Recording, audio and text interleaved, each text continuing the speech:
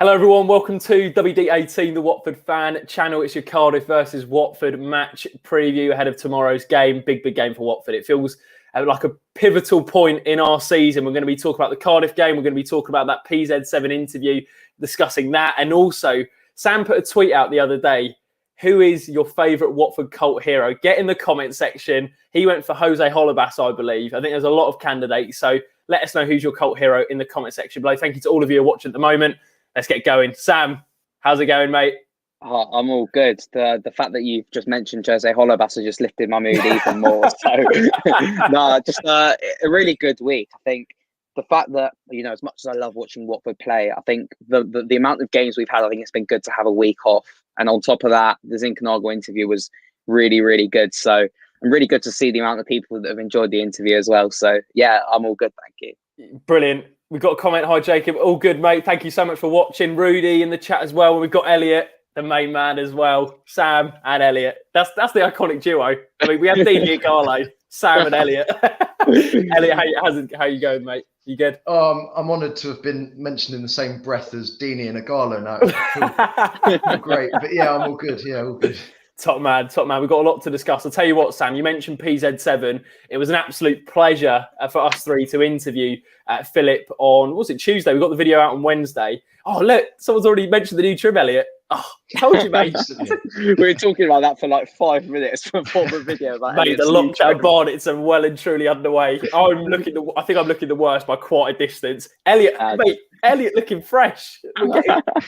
You love to see it. On Zinchenko, he was looking seriously fresh. When he mentioned James Bond, I thought, yeah, I could see it. Sam, on the video, the interview with PZ7, what did you take away from it? What were the key points that you took away from the interview with PZ7? I think first of all, on the whole, it's just so good to kind of get this personal insight into the life of a footballer, generally, not just a Watford player, and adapting to a new league, and just really refreshing to hear kind of not the kind of in the general media, just hear kind of the same old questions. And I thought we went into places that, you wouldn't normally hear about, which was really good to hear. But I think the main thing for me was his little quote, which was, "There's more to come." And just from hearing him speak, I do believe there is more to come when he is, because it doesn't seem like he has fully settled down into English football yet. And he needs to get to know his teammates a bit better. And the fact he's been this good already and he's hungry for more, I think, is massive. He's going to be a special player for us. Yeah, that's a great point that Sam made there, Elliot, about the hunger from PZ7. That's what particularly struck me was when Sam asked about, is this the best we've seen from him? And he said there's a much more to come. You could tell there was a real drive and determination there. But from your perspective, what did you take away from the interview in particular? Yeah, similarly to Sam, the belief in his ability, he could I think it's easy to buy into, not just because we've seen him do it on the pitch already, but you can buy into it with how confident he is and how eloquently he came across with how he was saying it. I thought he seems to have it mapped out in his head exactly. He knows what he wants. You can tell. He knows what he's done well. He knows. He seems to just know his roadmap for his past, his future, and for now at Watford. So it was really nice to hear from him. It was really nice to understand what his motivations are, and good to hear from the outside as well, hearing about what he likes to do outside of football. What walks down Hampstead Heath, all that sort of thing. Sam was loving that. I love Sam was giving him recommendations. Because I actually I'm quite close to that area, and I go there with mates during the summer. It's so nice out there, and as soon as he was like, because I thought he'd just live around Watford, to be honest. As soon as he was like that, I was like, lucky you. Some nice houses around there as well. Mate, who's the real winner, living in Watford or Hampstead? I don't know. He's got. I mean, we mentioned the James Bond thing before. He's got his career sorted after football, something in modelling as well. So. Yeah. I was in awe of him. I think he might be one of the best looking players we've ever had. But just generally, he was one of the nicest footballers I've ever come across, and he was really, really happy to give up his time and answer some really difficult questions that we gave him, particularly with the mental coach and that side of things. So massive thank you again to PZ7 for coming on. It was a real pleasure for all of us. Yeah, absolute pleasure. And as Charlotte says here, thank you so much for the kind comments actually with the interview. We really do appreciate it. Charlotte says, great interview with PZ7. He seems like a great guy. Well done, chaps. Thank you so much, Charlotte. We really do appreciate it. And all the comments actually we received on social media, some really lovely stuff. And that's fantastic. And it was, just absolute pleasure to speak to PZ7. Hopefully we'll be able to catch up again with him soon. We'll move on to the big game this weekend, on Saturday, Elliot. How are you feeling? Nervous? It does feel like a really big game, this one. It does. It feels huge. And I'm trying to calm myself down with different things that I think can maybe give us the edge. Mick McCarthy won Manager of the Month today. We all know what happened when Vladimir Ivic won Manager of the Month. We know that there is a little curse there. So hopefully, for our sake, I would feel bad for him, but hopefully for our sake, his fate sort of goes a similar way. Yeah, but it's little things like that are giving me a bit of confidence. I watched them last week against Huddersfield, and I wasn't particularly impressed by them. But the 11-game unbeaten record speaks for itself, and they're a very good side. And the reverse fixture, the 1-0 loss, Kiefer Moore, again, a real threat, and their set pieces are incredible. So it's worrying, really worrying. But I think if we set out the team properly and we play the way that we have been playing, aside from the Bournemouth game for weeks now, then I think we'll be okay, and I think we'll get 3 points. Well, as Elliot says there, Sam, we've won 6 out of our last 7. We're in good form, really good form. How are you feeling going into tomorrow? As Elliot mentioned, we know the threat Cardiff are going to pose, and since Mick McCarthy has come in, they've had literally an incredible managerial bounce. They've been on a bit of a honeymoon period really under him, but From a Watford point of view, is it more of the same, or do we need to? Was there anything from the recent games that's not concerned you, but we need to be aware of going into tomorrow? I think I remember saying here before the Bournemouth game that I think we need to completely focus on ourselves. If we play our way, then I think we'll play them off the pitch. And eventually we did lose that game, but I think this is the sort of game where I think we have to have the opposition in the back of our minds. They are a big team. Kiefer Moore up front is a massive threat, and we have to be wary of him because they also need to win as well. They're pushing for playoffs now, so they're going to be as up for it as us, and they'll see it as a massive opportunity. I do think we have to think of them in the back of our minds, while at the same time focusing on our own performance and our own strengths. We have to get rid of these individual errors. It seems to. I know it hasn't really cost us yet, but it seems by the game there just seems to be more and more. And I know we arguably got away with it with Lyle Taylor's goal last week from Schuster Kong's mistake. But teams like players like Kiefer Moore, teams like Cardiff will punish us. So we need to be really careful. And I was at the home game. I think it was the first one back with fans. Same here, mate. Same here. They really frustrated us. In the first half, they completely battered us, and the second half we didn't really get a sniff, and it was a really negative atmosphere. And I think the Cardiff kind of the way they set up, and different manager I know, but they created that. So I think we can expect more of the same tomorrow. Elliot, what can we expect from Cardiff? I know you do your research on the opposition. I don't know if I've thrown you under the bus on this one, mate, but no. You mentioned the set pieces. You mentioned Moore, who's obviously a real threat up top. Which players do we need to look out for? What style of play did Cardiff play with that we need to be looking out for? So since Mick McCarthy's come in, they've switched to 3 at the back. They sort of rotate between a 3-4-1-2 and a 3-4-2-1. Is that? Have I got my maths right here? Yeah, 3, I have. 4. Yeah. You know what I was thinking of? As soon as you said that, I thought FIFA formations. What am I using?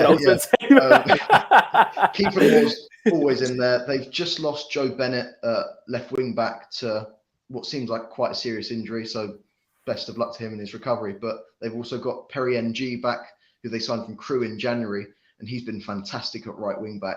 The jump from lower league Crewe Alexandria up to Cardiff could have been a big one, but he's been fantastic, and he could be threatening for us tomorrow, playing at right wing back. We can mention Kiefer Moore a lot. Harry Wilson has been very good recently. He's proven me wrong because I didn't really rate him that highly, but he's playing very well. The set pieces are absolutely where we're going to have trouble, and it's slightly worrying because Watford haven't necessarily defended set pieces particularly well, haven't been punished, like Sam said, really in recent weeks. But that is something that slightly worries me. And also they're a very physical, very tough tackling side. So we've got to sort of match that as best we can. Obviously, I don't think we're a particularly physical side in that sense. So we have to be up for the fight, but we can't go into the game looking for a fight because it's not going to go very well against Cardiff if you're looking for a brawl. Yeah. Just hearing what Elliot said there, Sam. In terms of the physicality, it does feel like we need to match that, particularly at the back. Francisco Sierralta is certainly someone who should be starting, I'd imagine. Yeah. Hearing that from Elliot, does that change your outlook on who should start next to him, or is it a case of continue with Troost-Ekong? No, I always thought just carry on with Troost-Ekong. I think we've spoken about the centre back partnership quite a lot, and we're all massive fans of Ben Wilmot. Craig Cathcart can do a job, but I would say in this system and in terms of partnering Sierralta, I would say Troost-Ekong is the best.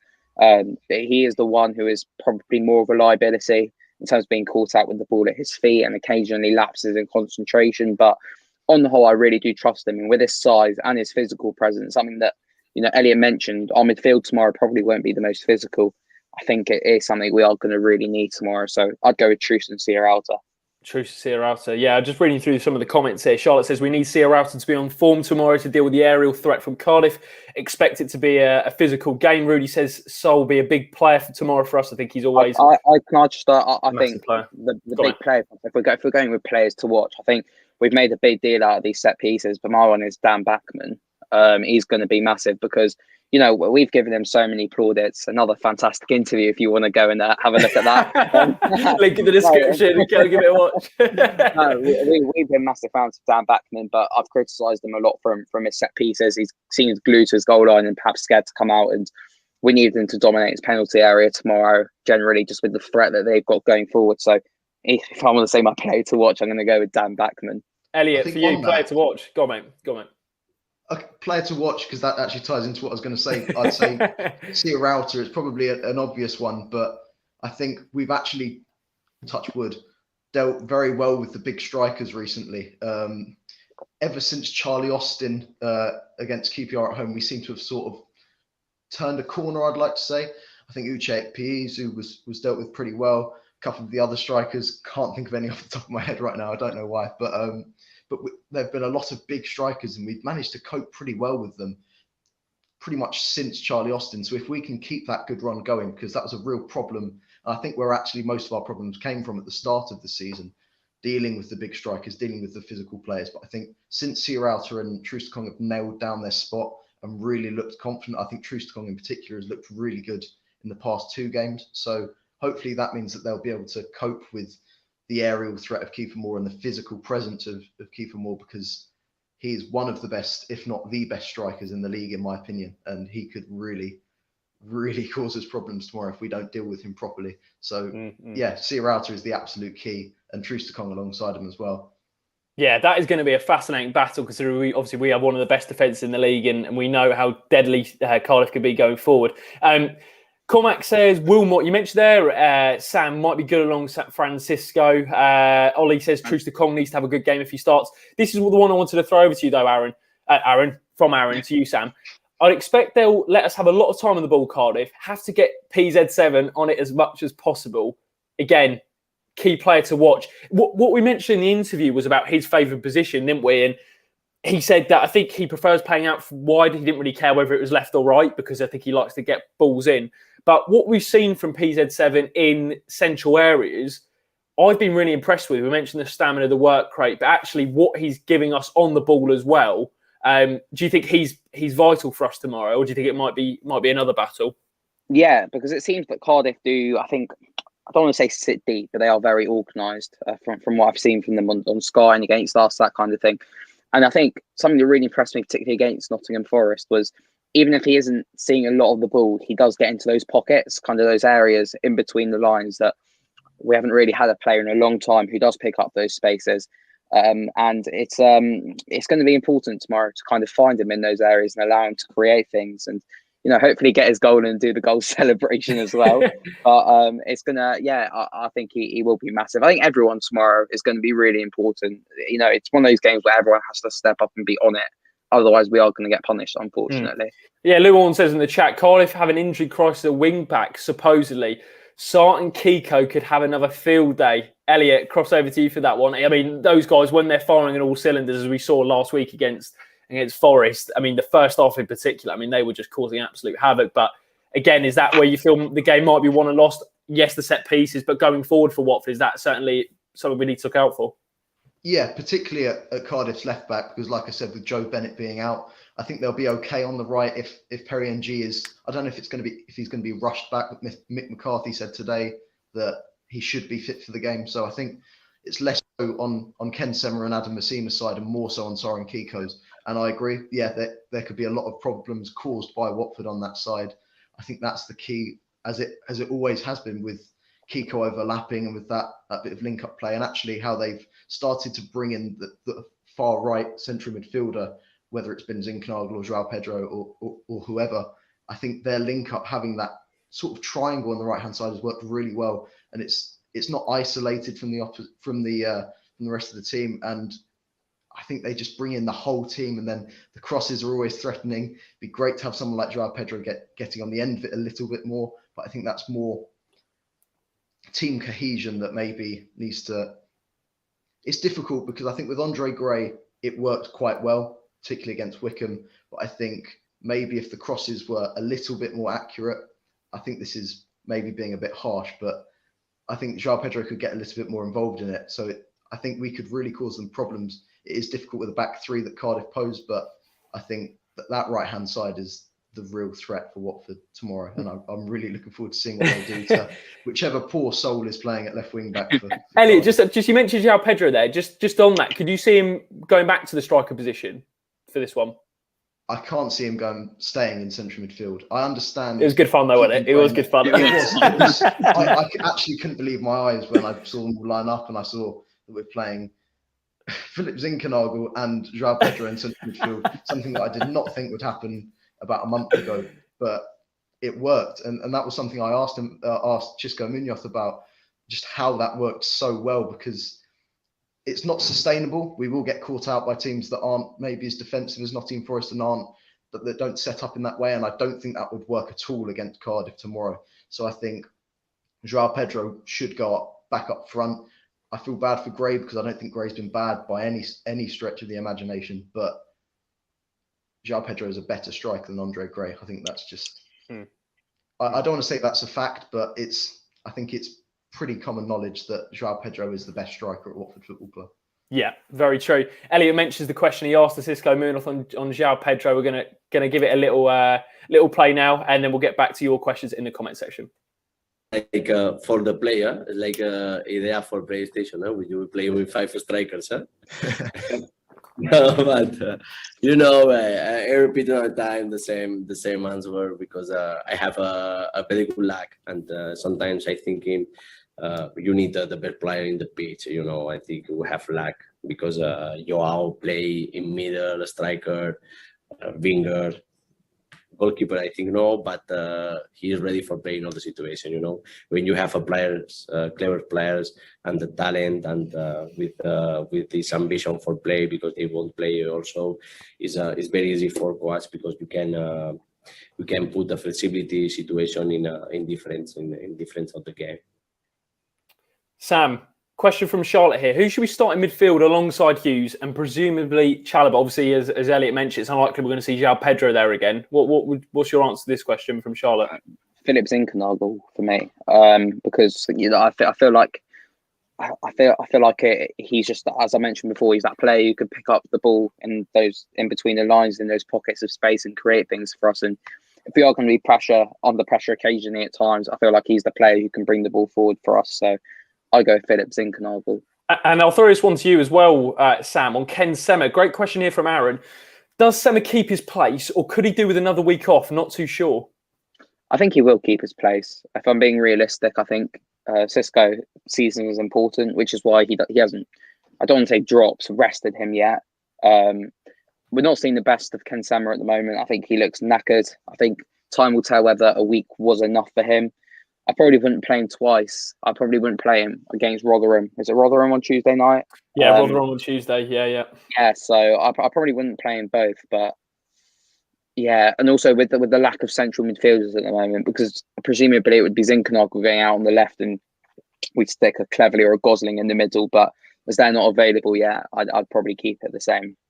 Elliot, just before we get on to the cult hero chat that Sam put out the other day, which got a load of responses, didn't it, Sam? I think loads of people getting involved with it. Elliot, Joe Hungbo, we've got a lot of comments in the chat here. Ollie says, I would love to see Hungbo get some minutes. Luan says, hopefully Hungbo keeps his place on the bench tomorrow, especially with more senior players coming back.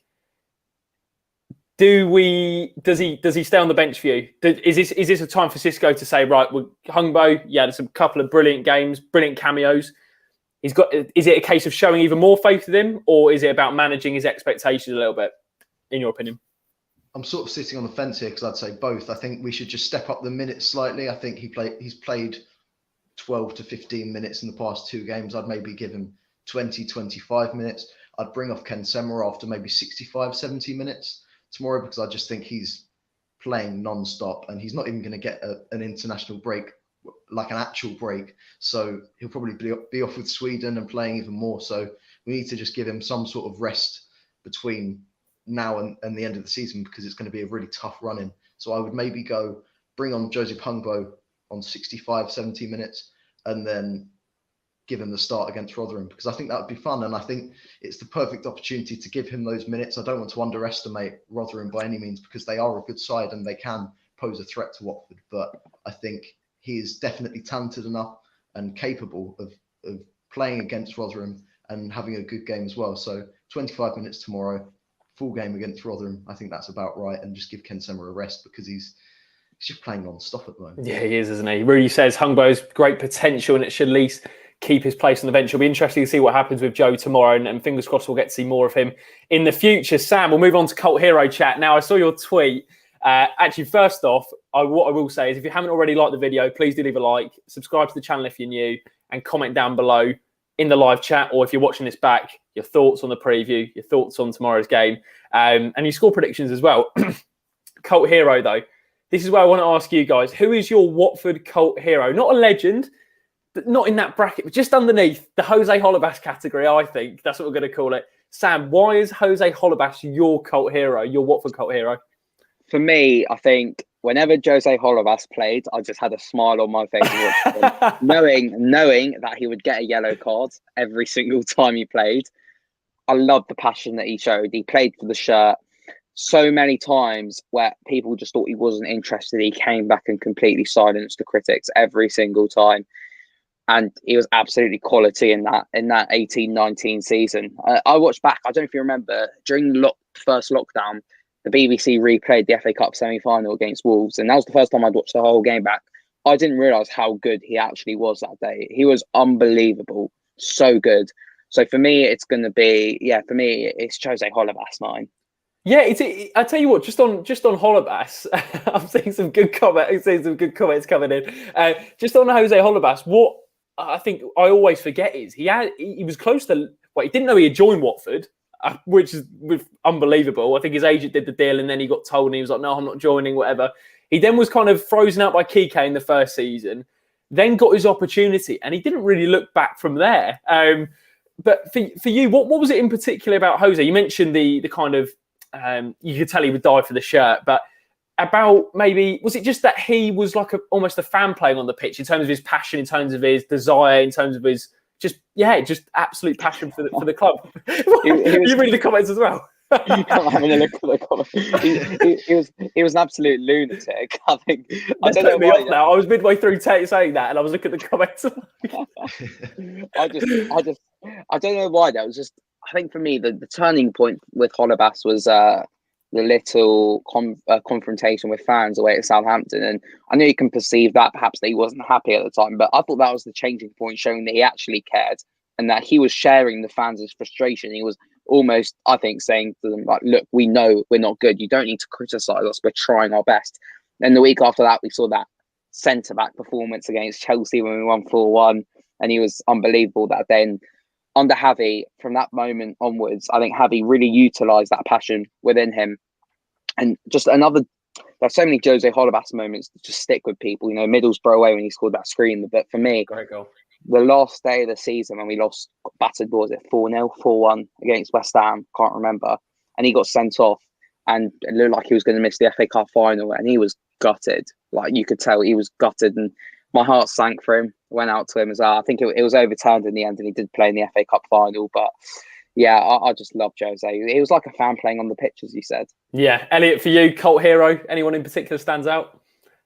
They'd have to be second place because I think, as Sam's so eloquently put, you can't actually get above Jose Holebas in terms of cult hero status. Agreed. I'm just trying to think back to any sort of equivalent, and you can't reach it. I'm thinking. Just while you think, Elliot. Just while you think. I mean, I've seen a shout in the chat for Dini. I've seen one for Gomez as well. They're club legends, cult hero, just below that category, if you know what I mean. So yeah. Dini absolutely is a he's absolutely. With particularly with the time periods that they have been at the club. I mean, they were in Gomez's case, because to be so instrumental to the promotion and then the time in the Premier League. So they go down as legends in my book. I think in terms of cult heroes, I'm trying to cast my mind a little bit further back just to get a couple more. Shall I read some out for the comments, Elliot? See if it brings back any. Okay, here we go. So we got Cormac, who says Minari. Rudy says Angela. That was the one I was thinking of. Angela. TV says Vidra. I think cult heroes have to have a certain arrogance about them. I don't know if that's just because we're thinking of Holebas or not. But I think if people, Tamas Priskin, I'm thinking Darius Henderson. Tamas Priskin, that lob against Chelsea at home in the FA Cup. Once I saw Tamas Priskin. I once saw Tamas Priskin at Kismet Kebab, Watford. And Lartista. If you've been to Lartista, let me know in the comments. Cracking pizza. Sam, go on, mate. No, I was just going to say that I mean, if we're talking from the 2000s, for me, there's only 4 club legends. So, except for these 4 players, let's say that they're the rules. That you can't pick Troy Deeney, you can't pick Gomez, you can't pick. Oh my god, my mind's gone blank. Etienne Capoue. Etienne Capoue. I think cult hero. Igalo. That's a great shout. He's on the periphery, I think. Yeah. I'd say Capoue club legend and Craig Cathcart as well. I'd actually say. No, I think we all know. I think Igalo's cult hero. I think. Yeah. I'd also say the one who I stood with when I was a mascot, Fernando Forestieri. Yeah, he's definitely cult love hero. The guy. I know the other ones as well. Heider Helgeson, because he's Heider. Yeah, I think he might be legend. I think he's. You might creep into that. Yeah. I once saw another story actually. Fernando Forestieri watched someone walking his dog in Casbury Park. We've got loads of stories. What a guy. Here we go. We've got a few more comments. Ed says Cathcart. Almunia, that's a very good shout actually. Yeah, that is one. Joe Finley-Barder, Stefano Akaka, absolute unit, collar up, knackered after 50 minutes, but I love him even more. Is that Nordin Amrabat in the profile picture? Because he is, I'd actually go as far as to say he's in my top 10, maybe top 5 favourite Watford players of all time. That is a video. That is a video for another time. My love for Nordin Amrabat. Oh, Elliot! I loved Amrabat as well, mate. What a player! And everyone slated him, and everyone called him one-footed. Everyone criticised his crossing. He never scored, but what a player! I've only got a standard applaud, really, Elliot. That is phenomenal. I do you know what? I'm politely disagreeing. I didn't think he was too great, but I just didn't. I thought he had that little flurry. Was that under Marco Silva where he was all right, and then I think it's the way he ran as well that just spoke to me. He was a unit. Do you remember when he absolutely destroyed Sam Clucas at home against Hull? Oh my god! And then Sam Clucas put a tweet out saying, "I had a shocker today" or something. We've got Freddie who says Paredes. Ben Watson as well was another one that I thought Watson. I was a big Ben Watson fan. Yeah. That's definite. Just for his goals as well. Like, there was a little bit left to be desired at times, but the goals against Chelsea in particular. We've got Dan Finn, Forestieri. I think Forestieri's cult hero category. There are certain players that literally like the definition of it. I'd say Jose. Forestieri. Go on. Danny Graham. Ooh, yes. He's got to go in cult hero. That's 2010-11 season. Goodness me. How about Rene Gilmartin? Oh! Well, Marvin Ziegler. Marvin Ziegler. When he had the mask on, he was... Do you remember Newcastle away at St James's Park? Yeah. Unbelievable. What a day. Aaron, I think this is very fair. Guardiola. Yeah. No, 100%. Charlotte says took Sam over 20 minutes to mention Capo. Brilliant. Oh, I missed the guy. Do you know what? It's so good as well too. I mean, a couple of things here. Just it's amazing to see Capu doing really well in the Europa League. You know, I think did they win last night in Villarreal? I'm not sure. Yeah. And also the put on record. I've seen Abdoulaye Doucouré is out for some while now with an injury. So best wishes to him as well from everyone. Yeah, speedy recovery fan base. Yeah, speedy recovery for Duke. So I hope it all goes well. And Etienne, it's always great to see ex-Watford players doing really well afterwards. This is where we're going to wrap it up, lads, on the cult hero chat. The last one is Alman Abdi, legend or cult hero? Cult hero for me. It's that bracket in between. I'd say probably cult hero, not quite a legend, but I just thought Hammer Bouatsa just like came to me. I thought, actually, what a player he was. He was like right at the start of my time supporting Watford, and just always remember him and his sort of. It was what is it that he had? His liner on his football kit, and it would go up to his neck. It go the turtlenecks, like underarm. Yeah. Brilliant. We could talk about this for hours. Yeah, we could do. I'll tell you what, lads. Just to wrap up, going back onto tomorrow. With the match previews, we don't want it to be solely about the game because I think we'd kind of be repeating ourselves most weeks. So we're trying to get a balance here. But if there is any thoughts on it, let us know in the comment section. Thoughts going into tomorrow. Final feelings, Sam. Score predictions. And just final thoughts. I am nervous. I think we need to turn up. Our away form still, we haven't fully shaken it off, I don't think. If it was disappointing away at Bournemouth, I'm going to go 1-1 draw. 1-1 draw. Elliot, for you, same question. I feel confident. I don't like that I feel confident, but I feel confident. So I'm going to go 2-1 Watford. 2-1 Watford. Big game tomorrow. Cardiff City away against Mick McCarthy's Cardiff. That's a mouthful. Let us know your score predictions down in the comment section below. We got 1-0 from Cormac. Ollie says 2-1 Watford. Very positive. 1-0 Watford win, says Rudy. And as Will says, Zinkernagel to start, hopefully. Fingers crossed. If you haven't checked out our interview with PZ7, make sure you do give it a watch. The link is in the description below. It's on our channel. It's pretty much everywhere. So give it a watch, and that would be massively appreciated. If you did enjoy the match preview, guys, please do leave a like. Don't forget to subscribe to WD18. We'll be back for more content after the Cardiff game tomorrow. Thank you very much for watching. Come on, you Hornets.